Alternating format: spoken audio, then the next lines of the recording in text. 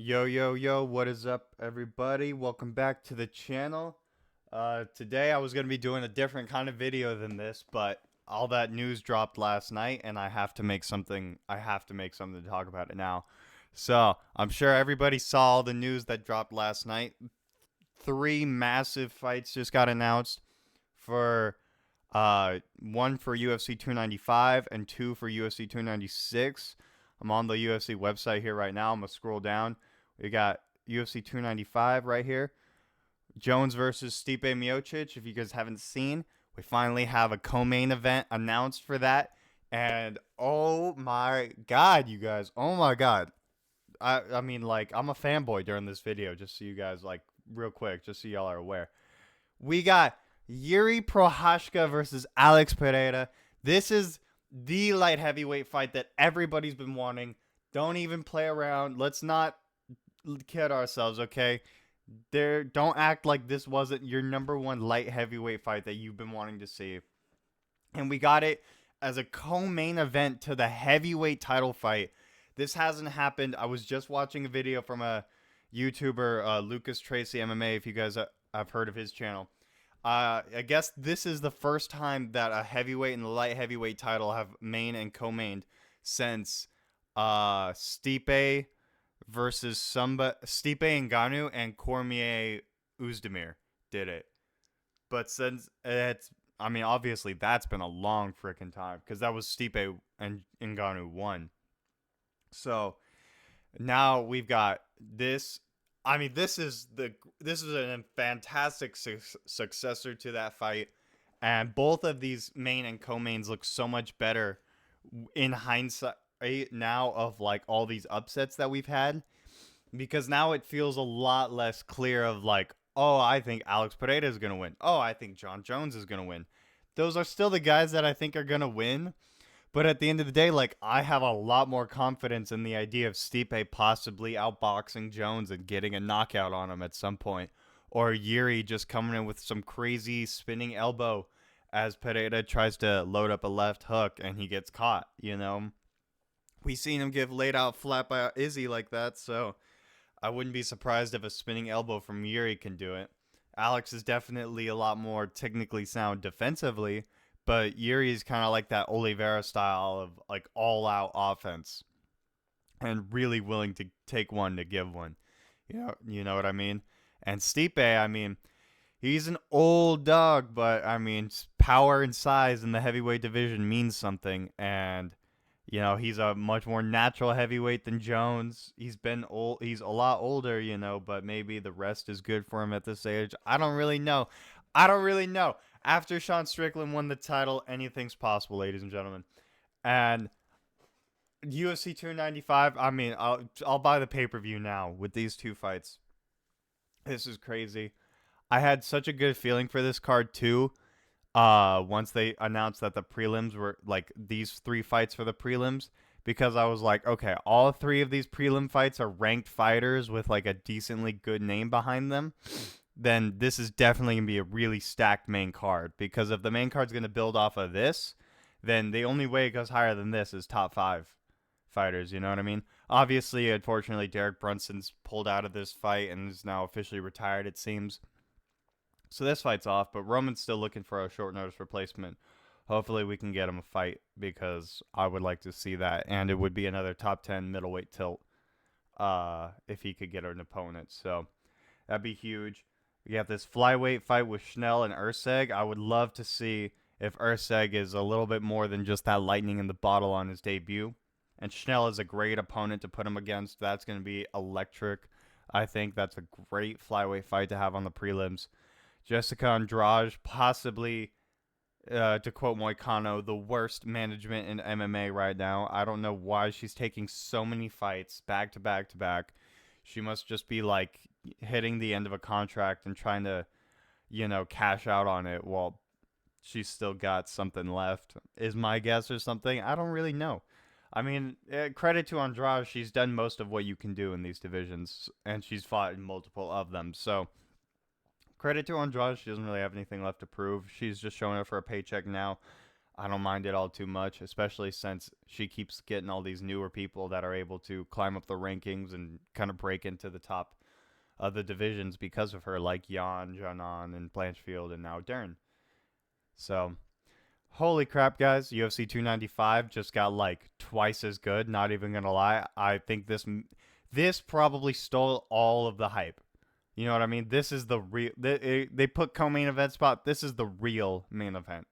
This is the real main event. All right, because nobody, at the end of the day, as excited as you might want to get for Stipe, he's still like the old guy. Nobody really, truly gives him a chance, you know?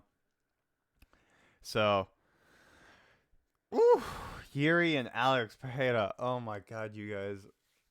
Oh my God. I cannot wait. And then, not just that, but we finally got the UFC 296 announcement for December. It's official. McGregor is not fighting this year. McGregor Chandler might not happen at all now. It definitely seems like.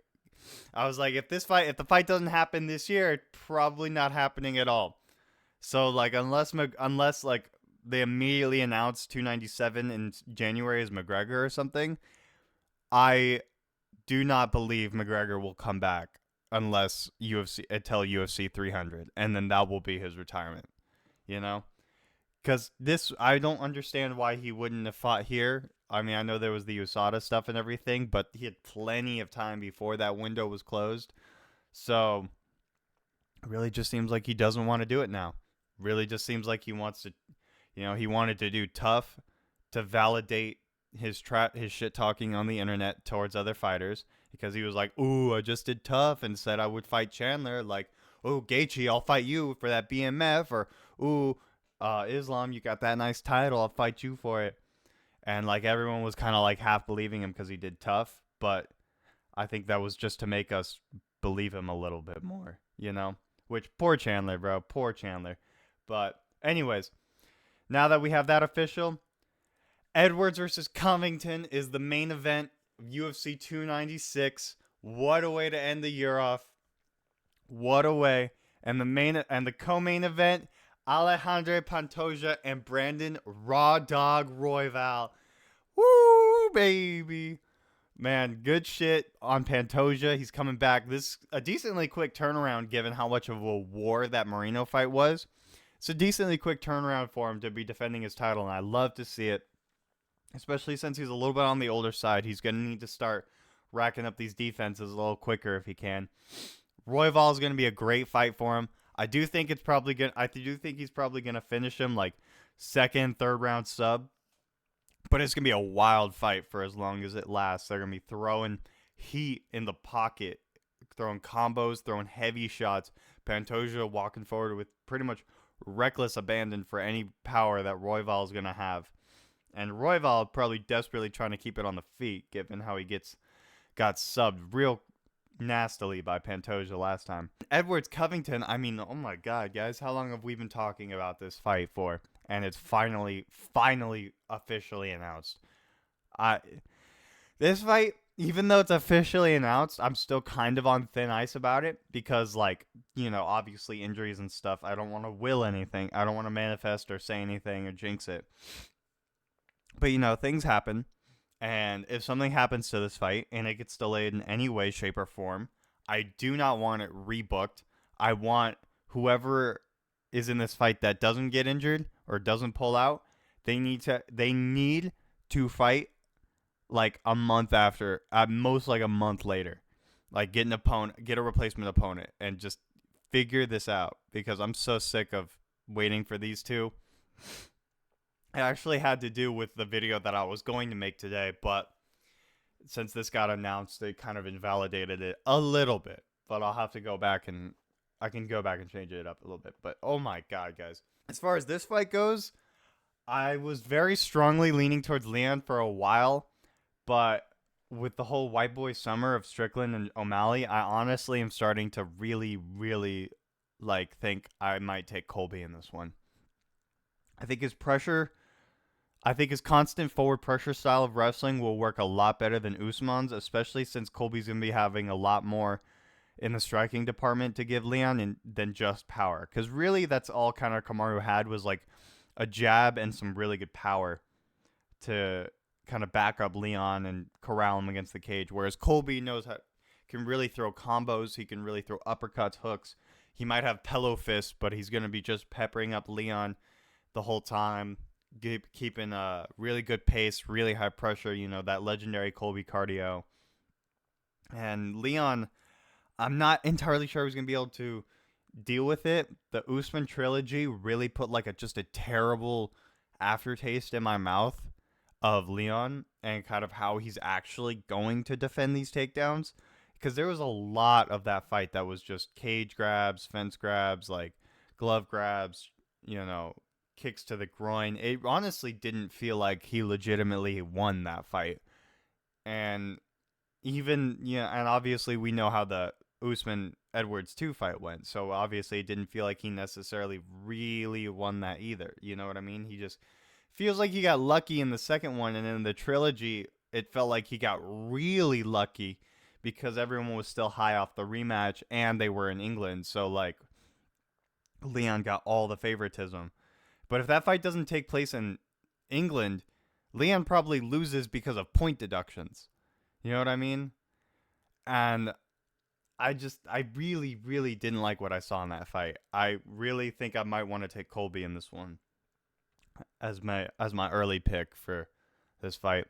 As for Pantoja Royval, I think I already said it, but Pantoja probably drops him and subs him like somewhere like mid to late second round, probably maybe third round.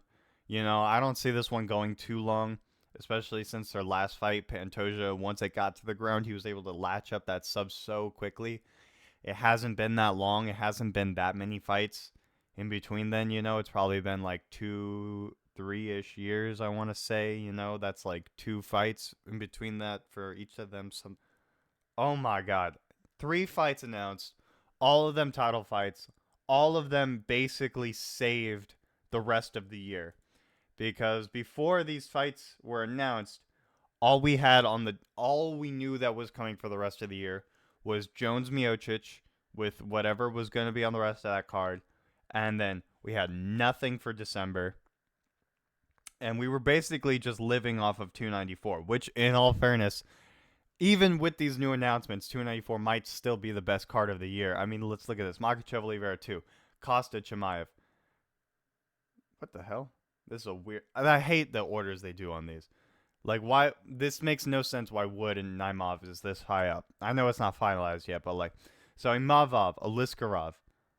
How far down do I gotta go? Look at this. Elliot, Mukayev, Ankalaev, Walker, Azaitar, Dumas. Like, dude... Sharaputin Magomedov is making the bullet guy with like the foggy one eye and like is a bitch when he loses in jiu-jitsu. He's making his debut against Bruno Silva. Yo, Trevor Peek's fighting? I didn't even know Trevor Peek was fighting on this card. Yo. Yeah, Nathaniel Wood, Muhammad Naimov. I mean, I know I was giving a shit for being this high up. I know it's not official, but like that's still a great card. Nathaniel Wood, I'm excited to see him. Obviously, under Magomedov, yada, yada.